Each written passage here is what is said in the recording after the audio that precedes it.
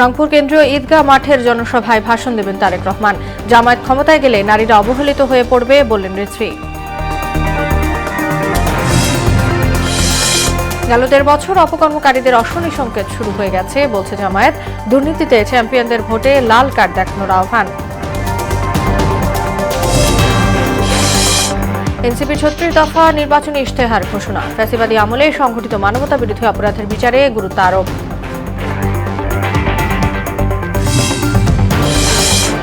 এবং কাল পর্দা নামছে মাসব্যাপী চলা বাণিজ্য মেলার। ক্রেতা দর্শনার্থীদের উপচে পড়া ভিড়, শেষ সময়ে মূল্য ছাড়ের ভিড়।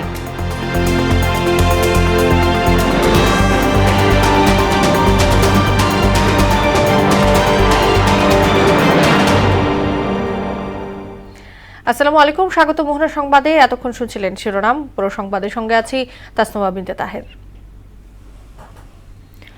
দীর্ঘ ২০ বছর পর রংপুরে বিএনপির চেয়ারম্যান তারেক রহমান। নির্বাচনী প্রচারণার অংশ হিসেবে বিকেলে রংপুরের পীরগঞ্জে শহীদ আবু সাঈদের কবর জিয়ারত করবেন। পরে বিকেল কেন্দ্রীয় ঈদগাহ মাঠে নির্বাচনী জনসভায় ভাষণ দেবেন। বিএনপির কেন্দ্রীয় ও স্থানীয় নেতারা বলছেন, তারেক রহমানের নির্বাচনী সফর সফল করতে দলের পক্ষ থেকে সর্বোচ্চ প্রস্তুতি নেওয়া হয়েছে। তারেক রহমানের আগমন প্রস্তুতি নিয়েছে জনসভাস্থল। সেই খবর জানাতে যোগ দিচ্ছেন সহকর্মী শফিউল করিম। শফিক, তারেক রহমানের জনসভার সবশেষ পরিস্থিতি সম্পর্কে জানাবেন।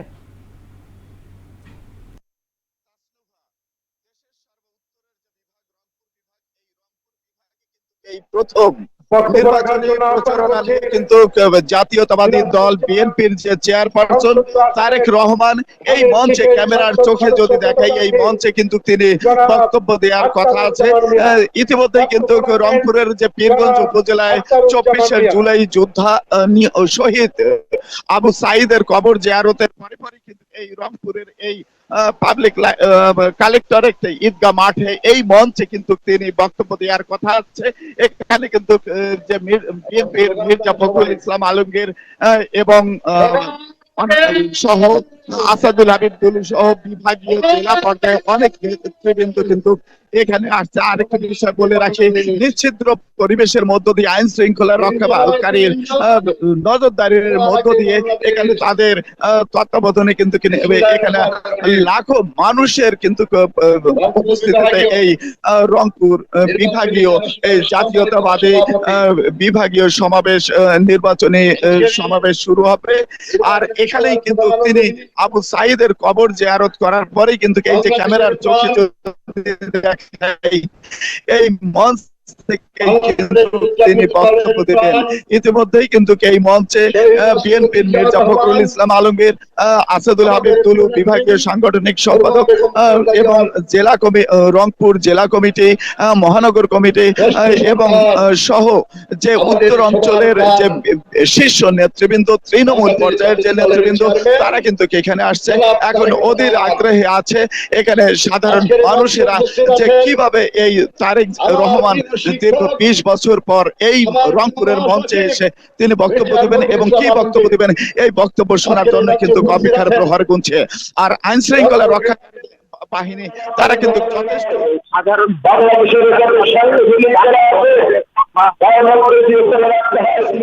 এজন্য কিন্তু তারা যথেষ্ট নজরদারি রেখে এবং তারা সাধারণ মানুষকে সহযোগিতা করছেন। আরেকটা বিষয় বলে রাখি, আর বিএনপির যে চেয়ারপারসন তারেক রহমান বক্তব্য দিবেন এবং তিনি এমন কিছু কথা বলবেন এই অঞ্চলের মানুষের যেন আশা পায়, ভরসা পায়। ছিল দেশের সর্বোত্তরের বিভাগের জাতীয়তাবাদী দল বিএনপির প্রচারণার সর্বশেষ। শফিক, আপনাকে ধন্যবাদ। জামায়াত ক্ষমতায় গেলে দেশের নারীরা অবহেলিত হয়ে পড়বে বলে মন্তব্য করেছেন বিএনপির সিনিয়র যুগ্ম মহাসচিব রুহুল কবির রিজভী। শুক্রবার সকালে গুলশানের সংবাদ সম্মেলনে কথা বলেন তিনি। তার দল নারীর ক্ষমতায়নে বিশ্বাস করে উল্লেখ করে রিজভী বলেন, ইসলামের দোহাই দিয়ে জামায়াত নারীকে হেয় করার চেষ্টা করছে। এ সময় অনলাইন অফলাইনে জামায়াত শিবিরের নানা আক্রমণের কথা জানান ভুক্তভোগীরা। তানজিদ ভুঁইয়ার প্রতিবেদন। ফলশ্রুতিতে এবারের নির্বাচন অত্যন্ত। রাজধানীর গুলশানে বিএনপির চেয়ারম্যানের রাজনৈতিক কার্যালয়ে ভুক্তভোগী নারী কর্মীদের নিয়ে সংবাদ সম্মেলন করেন বিএনপির সিনিয়র যুগ্ম মহাসচিব রুহুল কবির রিজভী। এ সময় ভুক্তভোগী নারী নীলুফার অভিযোগ করে বলেন, বিএনপির পক্ষে নির্বাচনী প্রচারণা চালানোর জন্য নানাভাবে ভয়ভীতি দেখানো হচ্ছে। তাদের ক্ষমতায় গেলে বাংলার মা বোনদের বাড়ানোর কোনো নিরাপত্তা পাবে না। সামাজিক যোগাযোগ মাধ্যমে নানা সময় নানাভাবে বুলিংয়ের শিকার হতে হচ্ছে বলে জানান জগন্নাথ বিশ্ববিদ্যালয়ের শিক্ষার্থী খাদিজাতুল কুবরা। নারীদের অধিকার আদায় এবং সুরক্ষা ছাড়া জাতি এগিয়ে যেতে পারে না বলে মন্তব্য করেন জাহাঙ্গীরনগর বিশ্ববিদ্যালয়ের অধ্যাপক নাহরিন ইসলাম খান। তারা নারীকে ব্যবহার করে তাদের ভোট চাওয়ার জন্য, জান্নাতের টিকিট বিক্রি করার জন্য, কিন্তু তারা নারীকে কখনোই এমন একটা জায়গায় আনবে না যেখানে নারী ফ্যামিলি কার্ডের অধিকারী হতে পারে। তাদের প্রধান টার্গেট হচ্ছে বিরোধী দলের ওই সকল নারী যারা অধিকার নিয়ে কথা বলে, যারা সকলের জন্য ভয়েস রেইজ করতে চায়। তাদেরকে তারা চরিত্রহীন, অযোগ্য এবং ইসলাম বিরোধী ট্যাগ দেয়। এ সময় বিএনপির সিনিয়র যুগ্ম মহাসচিব রুহুল কবির রিজভী অভিযোগ করে বলেন, একটি রাজনৈতিক দলের বট বাহিনী দেশের নারীদের নানা মাধ্যমে হেনস্থা করছে। জামায়াত আমিরের নারীর ক্ষমতায়ন নিয়ে একটি আন্তর্জাতিক গণমাধ্যমে বক্তব্যের কড়া সমালোচনা করেন তিনি। জামাতের কোনো নারী সেই সংগঠনের প্রধান হতে পারবেন না, এটা অবশ্য আমি খুব সুস্পষ্টভাবে বলেছি। অথচ বাংলাদেশের একটি রাজনৈতিক দল, বাংলাদেশ জাতীয়তাবাদী দল বিএনপি, প্রধান ছিলেন একজন নারী ৪৪ বছর। ধর্মকে ব্যবহার করে উদ্দেশ্য প্রণোদিতভাবে আক্রমণ করা হচ্ছে ভিন্ন মতাদর্শীদের বিরুদ্ধে। এ সময় তিনি ধর্মকে ব্যবহার করে জনগণের মাঝে বিভ্রান্তি না ছড়াতেও আহ্বান জানান। আপনারা নারীদের নিয়ে, নারীদের সম্পর্কে, তাদেরকে দিয়ে আপনারা ভোট চাওয়াচ্ছেন এবং তাদের কাছ থেকে ভোট চাচ্ছেন। কোনোভাবেই আপনাদের হাতে যদি ক্ষমতা আসে, এদেশে সবচাইতে বেশি বিপন্ন হবে নারীরা। গণতন্ত্র মানা মানুষরা অভিযোগ করে যে এরা নারী বিদ্বেষী। একটি গুপ্ত দলের সুপ্ত কাজকর্মে দেশের মানুষ পাত্তা দেবে না বলেও আশা প্রকাশ করেন রুহুল কবির রিজভী। সব একসাথে দাঁড়িয়ে এই দেশকে আমরা সভ্যতার আলোকবর্তিকা হিসেবে গড়ে তুলব। তানজিদ ভুইয়া, মোহনা সংবাদ, ঢাকা। আমাদের প্রত্যয়।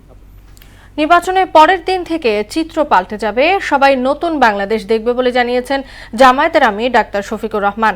দুপুরে নোয়াখালী জেলা স্কুল মাঠে নির্বাচনী জনসভায় তিনি কথা বলেন।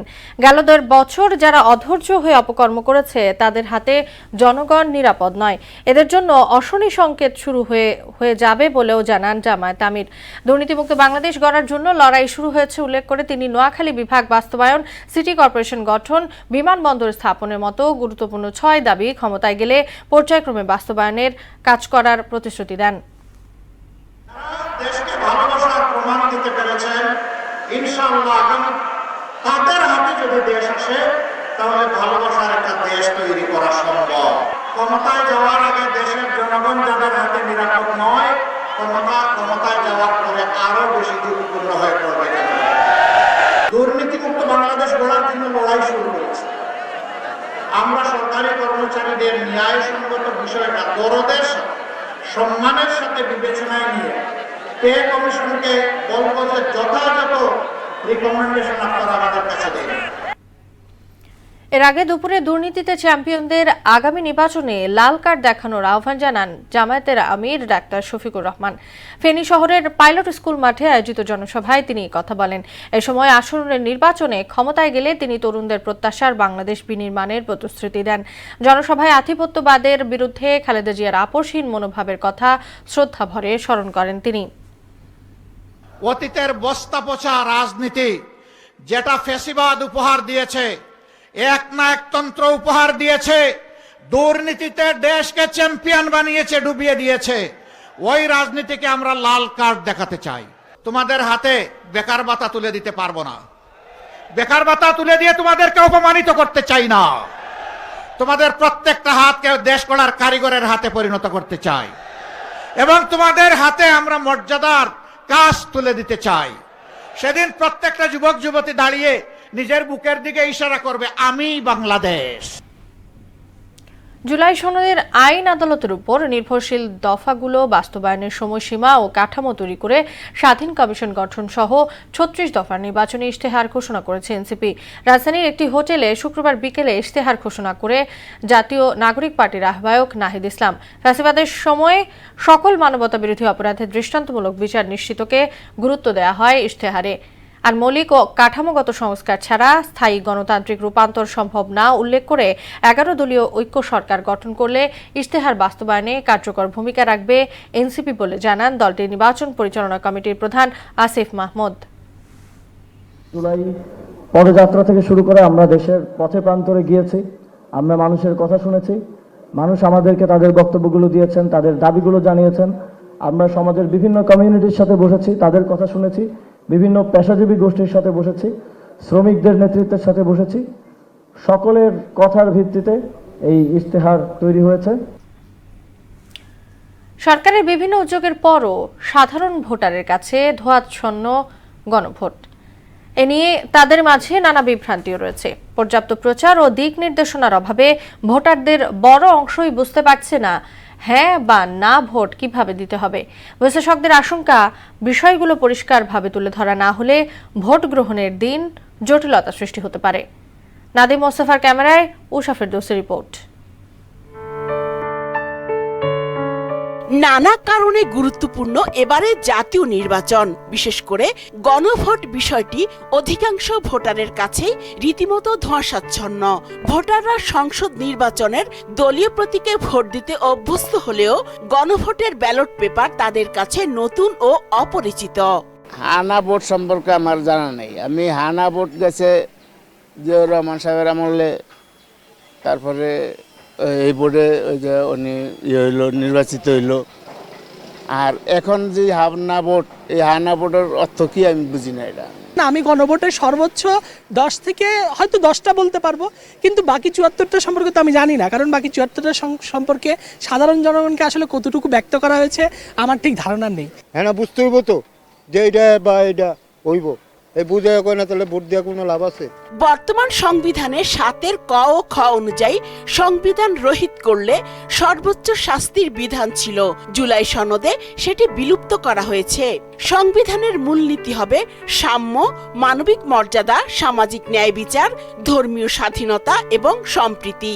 সকল সম্প্রদায়ের সহাবস্থান ও যথাযথ মর্যাদা নিশ্চিত করা হবে। গোপন ব্যালটে উচ্চ ও নিম্নকক্ষের সংসদ সদস্যদের ভোটে নির্বাচিত হবেন রাষ্ট্রপতি।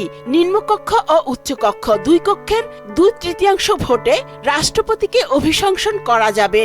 শুধুমাত্র ক্ষতিগ্রস্ত ব্যক্তি বা পরিবার সম্মতি দিলে অপরাধীকে ক্ষমা করতে পারবেন রাষ্ট্রপতি। আইন সংশোধনের সংস্কার হবে 37টি, যাতে যুক্ত হয়েছে তত্ত্বাবধায়ক সরকার ব্যবস্থাও। হ্যাঁ, ভোটের মাধ্যমে যেন আমরা যে চেঞ্জগুলো যে চাচ্ছিলাম সেই চেঞ্জগুলো যেন আসে। এবার সরকার ব্যবস্থায় যেই আসুক, বাট আমরা চাই আমাদের দেশের যেন উন্নতি হোক, দেশের পরিবর্তন হোক। তরুণ প্রজন্মের যে স্বপ্ন, সেই স্বপ্ন ভোটের মাধ্যমে বাস্তবায়ন হবে। আমরা বিগত সময়ের যে আচরণ বা সরকারের মধ্যে যা দেখেছি, যা আমরা চাই না সেই বিষয়গুলো বারবার ফিরে আসুক। বিশেষজ্ঞরা বলছেন, গণভোটে 4টি প্রশ্ন পড়ে ভোট কেন্দ্রেই সিদ্ধান্ত নেয়ার মতো ভোটারের সংখ্যা খুব কম। গণভোটের মধ্যে কি আছে? আমি হ্যাঁ ভোট দিলে আমি আমার কি কি সুবিধা হবে বা দেশের সুবিধা হবে, এটা কিন্তু জনগণের কাছে স্পষ্ট না। আমাকে অনেকেই বলে যে কি আছে এর মধ্যে। সুতরাং যেটাই ভালো, নিশ্চয়ই ভালো থাকার কথা, ভালো যদি থাকে সেটা জনগণের কাছে স্পষ্ট হওয়া উচিত। এবং দীর্ঘদিন থেকে যে জিনিসগুলো চলে আসছে যে হ্যাঁ নারীর ক্ষমতায়ন, সমাজের নিম্ন শ্রেণীর অধিকারগুলো নিশ্চিত করা, তারপরে বিশেষ করে বেকারত্বের যে অবস্থা, সবগুলোর একটা দিক নির্দেশনা যদি থাকে তাহলে এটা আমি মনে করি যেটা ফলপ্রসূ হবে বলে মনে করি। গণভোটে হ্যাঁ জয়যুক্ত হলে নির্বাচিত সংসদের সংবিধান সংস্কার পরিষদ 9 মাসের মধ্যে জুলাই সনদ অনুযায়ী সাংবিধানিক সংস্কারে বাধ্য থাকবে। যদি কোনো কারণে হ্যাঁ ভোট না জিতে, অর্থাৎ সংস্কারের পক্ষে ইয়েস না বলতে পারে মেজরিটি পিপল, তখন তো এটা একটা সরকারের জন্য একটা বড় চ্যালেঞ্জ। সরকারের জন্য বড় চ্যালেঞ্জ যে সংস্কারগুলো তাহলে কি হবে। তবে এটা হ্যাঁ না জিতার সঙ্গে সংস্কারগুলো যে খুব বেশি পরিমাণে ডিপেন্ডেন্ট আমি তাও বলবো না। কারণটা কি, দলগুলো মেজর যে পলিটিক্যাল পার্টিগুলো আছে তারা কিন্তু এক ধরনের কমিটমেন্ট দিয়ে দিয়েছে যে এই জায়গাগুলো আমরা বাই ডিফল্ট আমরা প্রায়োরিটি দিব। তবে এ গণভোটে জনমতের যথাযথ প্রতিফলন নিয়েও সংশয় জানান বিশ্লেষকরা। উষা ফেরদৌস, মোহনা সংবাদ, ঢাকা। কাল শেষ হচ্ছে ঢাকা আন্তর্জাতিক বাণিজ্য মেলা। শেষ সময়ে ক্রেতা দর্শনার্থীদের উপচে পড়া ভিড় দেখা গেছে। স্টলে স্টলে চলছে মূল্য ছাড়ের হিড়িক। বাণিজ্য মেলার সার্বিক পরিস্থিতি সম্পর্কে জানাতে পূর্বাঞ্চলের Bangladesh China friendship exhibition centre থেকে যুক্ত হচ্ছেন সহকর্মী সাত্তার আলী সোহেল। সোহেল, বাণিজ্য মেলার সার্বিক পরিস্থিতি জানাবেন।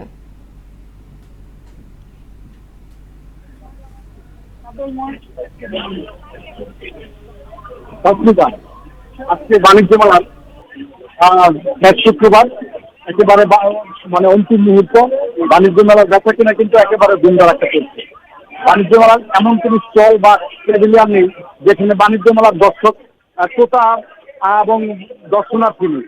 বাণিজ্য মেলার প্রতিটি স্টলেই বেচা কিনা হচ্ছে ব্যাপক আকারে। তবে একটা জিনিস লক্ষণীয়, যেটা বাণিজ্য মেলার প্যাভিলিয়ন গুলো 200-328টা প্যাভিলিয়ন হলেও আজকে কিন্তু বাণিজ্য মেলায় মনে হচ্ছে যে প্যাভিলিয়নের সংখ্যা প্রায় 1000-এর উপর। আর পাশাপাশি দর্শকদের যে অভিযোগটা বা ক্রেতাদের যে অভিযোগটা, সেটা হলো যে বাণিজ্য মেলা আসলে মানে মানসম্মত পণ্য প্রথম দিক দিয়ে বা মাঝামাঝি সময় পাওয়া গেলে হয়। আপনি এসে বাণিজ্য মেলায় যে কোনো মানসম্মত পণ্য পাওয়া যাচ্ছে না। কম দামি পণ্য এবং মানে বাজে পণ্যকে এই বাণিজ্য মেলা ছয়লাভ। আর বাণিজ্য মেলার যে বিষয়টা শেষ মুহূর্তে এসে হচ্ছে, সেটা হচ্ছে আসলে সেটা দর্শনার্থীরা প্রবেশ করতে পারছে না অনায়াসে। তবে যানজটের কারণে বাণিজ্য মেলার দর্শকরা কিন্তু বাণিজ্য মেলা প্রবেশ করতে পারছে না। আমরা ইজারাদার কর্তৃপক্ষের সাথে আলাপ করে যে জিনিসটা জানতে পেরেছি, সেটা হলো যে বাণিজ্য মেলা আজকে এখন পর্যন্ত প্রায় 1,10,000-এর মতো দর্শনার্থী প্রবেশ করেছে। তারা আশা করছে যে বিগত সময় বা অতীতের বাণিজ্য মেলার যে কোনো বাণিজ্য মেলা থেকে আজকে দর্শনার্থী রেকর্ড ব্রেক করবে। তারা আশা করছে প্রায় 2 লক্ষাধিক বা 1.5 থেকে 2 লক্ষাধিক দর্শনার্থী আজকে বাণিজ্য মেলা প্রবেশ করবে। যেহেতু আগামীকাল বাণিজ্য মেলার আরেকটা দিন সময় আছে, তো আগামীকাল হয়তো বাণিজ্য মেলা দর্শনার্থী এরকমই থাকবে বলে আশা করছে। তাছাড়া এই ছিল আমার কাছে বাণিজ্য মেলা থেকে। সোহেল, আপনাকে ধন্যবাদ। রাজধানী বাজারে সবজির দাম নিম্নমুখী হলেও গেল বছরের তুলনায় দ্বিগুণ। তবে পেঁয়াজের সরবরাহ বাড়ায় কমেছে দাম। এদিকে বেড়েছে সব ধরনের মুরগির দাম। বরাবরের মতো বাড়তি দামে বিক্রি হচ্ছে। উষা ফেরদৌসের আরেকটি প্রতিবেদন। বাজার জুড়ে পর্যাপ্ত শীতকালীন সবজির সমারোহ। হরেক রকম সবজিতে চোখ জুড়ালেও কিনতে গিয়েই হোঁচট খান ক্রেতা। ফুলকপি, বাঁধাকপি এখনো 30 থেকে 35 টাকা, শিম 40 থেকে 70, বেগুন 50 থেকে 80, টমেটো 50 থেকে 80, আর বরবটি, করলা, ছোট লাউ শতকের ঘর ছাড়িয়েছে। ছোট লাউ 120 টাকা চাই, আমরা বাঁচবো কিভাবে? তুলনা অনুপাতে সবজির দাম বৃদ্ধি। এই সময় তো গতবার অনেক কম ছিল আর কি। সিন্ডিকেটগুলো এই বিশেষ দিনগুলোতে কাজ করে, রোজা, ঈদ। তবে কমেছে পেঁয়াজের দাম। কেজি প্রতি বিক্রি হচ্ছে 50 থেকে 55 টাকায়। সপ্তাহ ব্যবধানে দাম কমেছে 10 টাকা। আর আলু বিক্রি হচ্ছে 25 থেকে 30 টাকায়। আলু পেঁচে আমদানি করা লাগে না, দেশে অভাব নাই, প্রচুর মাল হয়েছে, দাম অনেক কমে আছে। এদিকে 700 থেকে 800 টাকায় গরুর মাংসের দাম স্থিতিশীল। তবে বেড়েছে সব ধরনের মুরগির দাম।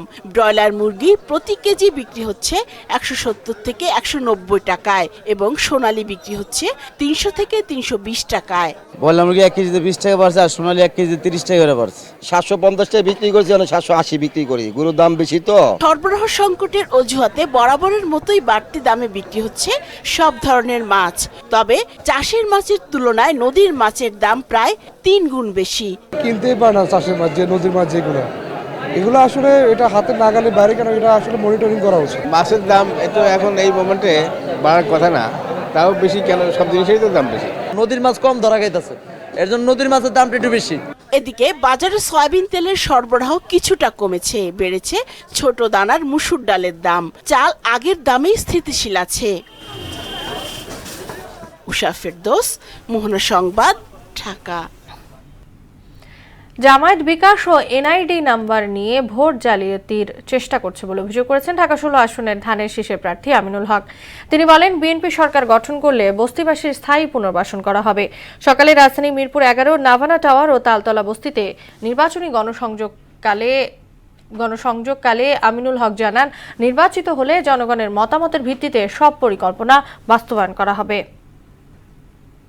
আমরা যেখানে জনগণের দ্বারে দ্বারে যাচ্ছি, জনগণের সাথে কথা বলছি, জনগণকে ভোট কেন্দ্রে আনার জন্য এবং জনগণকে ধানের শীর্ষে ভোট দেওয়ার জন্য আমরা আন্তরিকতার সহিত প্রত্যেকটি জায়গায় কাজ করছি। ঠিক সেই সময় জামাত একটি দল, তারা ঘরে ঘরে গিয়ে বিকাশের নাম্বার নিচ্ছে এবং বিকাশে তারা টাকা দিয়ে তারা ভোট কেনার চেষ্টা করছে। তারা এনআইডি নাম্বার নিচ্ছে, সে এনআইডি কার্ড দিয়ে তারা ভোট জালিয়াতি করার চেষ্টা করছে। কারণ আপনারা সকলেই জানেন এনআইডি নাম্বারের সাথে আগামী নির্বাচনের কোনো সম্পর্ক নেই। খেলা খবর ক্রিকেট। নারী টি-20 বিশ্বকাপ বাছাই পর্বের ম্যাচে স্কটল্যান্ডকে 90 রানে হারিয়েছে বাংলাদেশ। এর আগে টস জিতে অধিনায়ক জ্যোতির হাফ সেঞ্চুরিতে ভর করে টাইগ্রেসরা 191 রানের বড় সংগ্রহ করে। জবাবে ব্যাট করতে নেমে নির্ধারিত 20 ওভারে 9 উইকেট হারিয়ে 101 রানে থামে স্কটল্যান্ডের ইনিংস। দলের হয়ে পিপ্পা স্প্রোল করেন 27 রান। বাংলাদেশের হয়ে মারুফা 3টি ও সোনিয়া নেন 2টি উইকেট। 25 বলে 56 রানের অপরাজিত ইনিংস খেলে ম্যাচ সেরা নিগার সুলতানা। 2026 টি-20 বিশ্বকাপে ভারতের বিপক্ষে গুরুত্বপূর্ণ গ্রুপ ম্যাচটি বর্জনের কথা ভাবছে পাকিস্তান ক্রিকেট বোর্ড।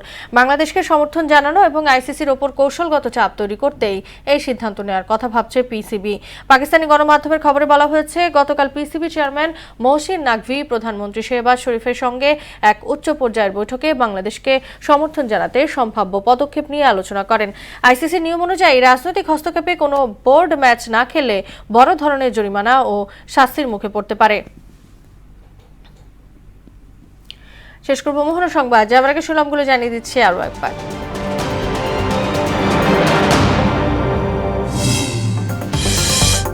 রংপুর কেন্দ্রীয় ঈদগাহ মাঠের জনসভায় ভাষণ দেবেন তারেক রহমান। জামায়াত ক্ষমতায় গেলে নারীরা অবহেলিত হয়ে পড়বে বললেন রিজভী। গেল 1.5 বছর অপকর্মকারীদের অশনি সংকেত শুরু হয়ে গেছে বলছে জামায়াত। দুর্নীতিতে চ্যাম্পিয়নদের ভোটে লাল কার্ড দেখানোর আহ্বান। এনসিপির 36 দফা নির্বাচনী ইশতেহার ঘোষণা। ফ্যাসিবাদী আমলে সংঘটিত মানবতা বিরোধী অপরাধের বিচারে গুরুত্ব আরোপ। এবং কাল পর্দা নামছে মাসব্যাপী চলা বাণিজ্য মেলার। ক্রেতা দর্শনার্থীদের উপচে পড়া ভিড়, শেষ সময়ে মূল্য ছাড়ের হিড়িক।